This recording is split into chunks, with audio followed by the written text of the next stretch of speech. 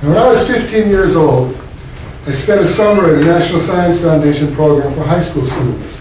I actually measured the speed of light in the laboratories. I was able to measure the charge on a single electron. But the most profound experience I had was when my professor asked us to say what an electron is. A charged particle! What's a charge? What's a particle? We will try to deconstruct what a particle is. When you look deeply within a particle, you find that it's not a particle like we feel a pebble is, or I raised my hand and I said, it's a little marble with a minus sign in it. She thought it was mildly funny.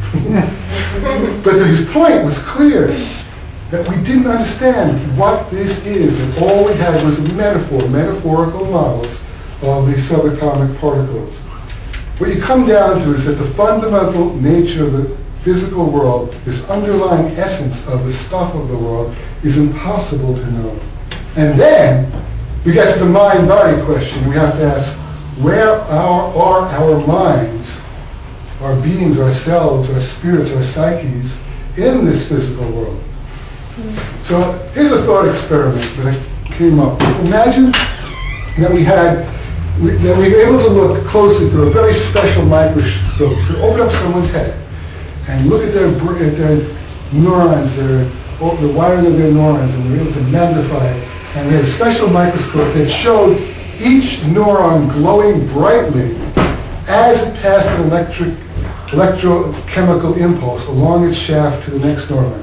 So every time it fired, boom, boom, boom, it glowed brightly and we could see it. Now also imagine that we're able to watch it in very, very slow motion so we can see exactly what's going on.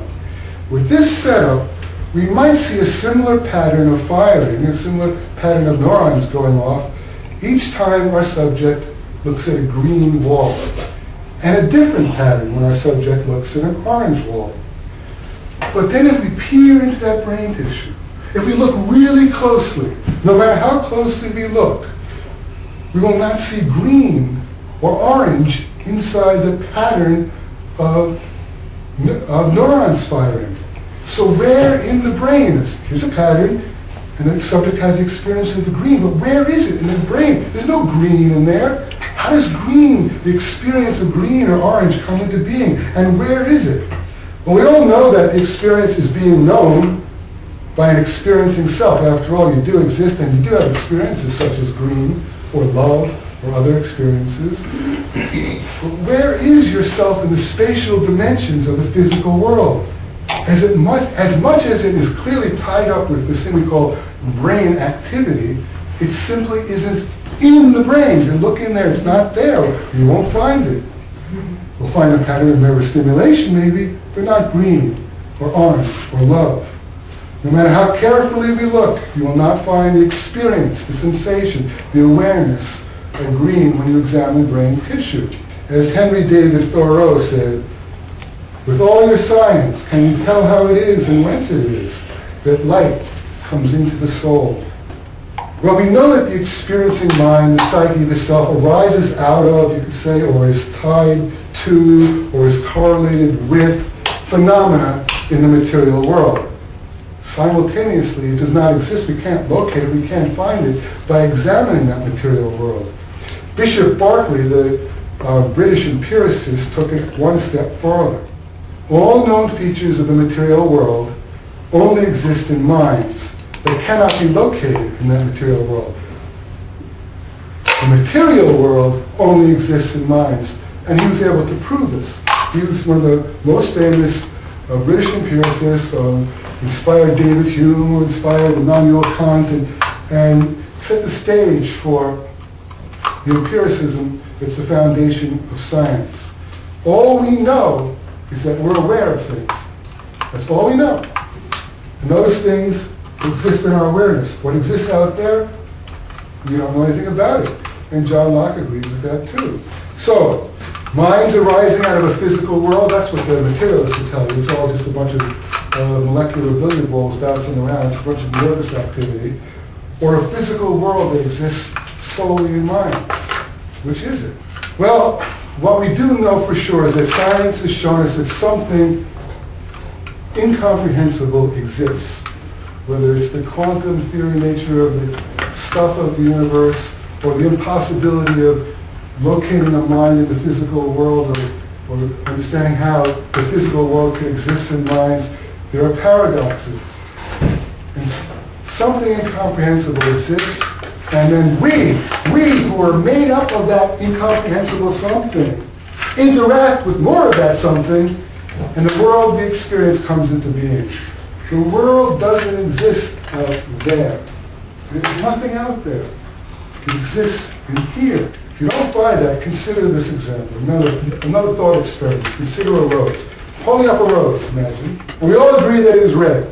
That is, we all make the sound red when we say, what color is that? Everyone says it's red. Now, we all know that nervous systems vary. Everything varies. Is it really possible to do the exact same experience I have when you look at that rose? Couldn't you see red-orange? Or maybe orange-red, and I see red, and I see what you call red-orange? But it doesn't matter, because every time you see that, you're going to call it red, and I'm going to call it red. So even if our experiences are a little different, we're still going to use the word red to refer to the color we experience when we look at the rose. And if you're colorblind, you might see green or blue, or what I call green or blue, that is, but you're still going to call it red when you look at the rose. So where is the red? Is the red a feature inside or part of the rose, or is it something that comes into being here? What is out there now? And you can take this, you can go with each of those attributes, the green of the stem, the pointiness, the sharpness, the hardness. Where is it? And like Bishop Berkeley said, it only comes into being when a mind interacts with something. Now David Hume said, we don't know if there is anything out there, because he was a doubter, he went all the way. John Locke said, there's something out there, but we can't say anything about what it is. All we can talk about is the world of our experience. The universe comes into existence in our minds, the features and attributes. Here's another example. Try to get at this in a number of different ways. This is a picture of the Andromeda Galaxy using X-rays. This is an X-ray picture of the Andromeda Galaxy. Notice it's got a certain shape and form. This one is an ultraviolet picture of the Andromeda Galaxy. Still got a similar shape, but it's clumped together a little bit. Here we got our typical classical light picture of the Andromeda Galaxy.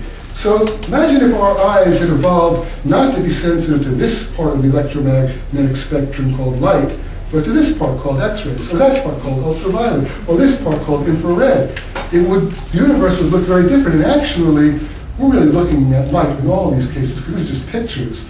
It's just that the films that we use were sensitive to these different radiations, and we have no idea what the world would look like if our eyes had evolved to be sensitive to X-rays. Probably be some kind of fuzzy, maybe fuzzy, we don't know, because those are pictures we get of X-rays that we see with visible light. What is the nature of the world? Where does it come into being? Where does it exist? Well, without an observer, without a mind to create and construct the image, we have no idea what is really out there. So that's the point. The attributes like the red of the rose don't exist out there. What is it then that exists as an aspect of the rose prior to perception? The rose in and of itself, the thing that exists prior to anyone perceiving it. And that can't be known.